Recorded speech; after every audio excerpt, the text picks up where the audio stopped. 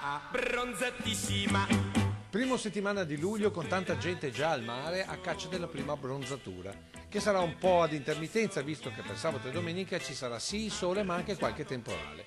Protagonista come sempre l'anticiclone delle Azzorre che dopo aver garantito negli ultimi giorni stabilità inizia ad arretrare. Questo anticiclone si è leggermente indebolito, ne ha approfittato subito qualche impulso di aria fredda che ha dato vita a dei temporali. D'altronde l'energia potenziale nella bassa atmosfera è forte perché il calore e le temperature rimangono alte. Così come per l'inizio della settimana, magari più attenuato, ci sarà qualche temporale nelle previsioni del nostro meteorologo. Prevediamo su Treviso, ma su tutto il Trevigiano. Per domani ancora c'è la prevalenza sereno, nel pomeriggio una attività cumuliforme dovuta appunto al caldo e poi per qualche impulso nel tardo pomeriggio, ma soprattutto sui rilievi, nelle zone prossime ai rilievi potremmo avere qualche fenomeno temporalesco, ma nulla più. Andrà un po' peggio domenica, soprattutto verso il mare. Nel pomeriggio anche in pianura, anche verso sud diciamo, potremmo avere qualche temporale però che durerà poco, ecco, ma che localmente potrà essere anche di una certa intensità. Una situazione che continuerà anche nella settimana entrante, con un lato positivo. Con il caldo però che calerà un po', quindi le temperature si porteranno intorno ai 30 gradi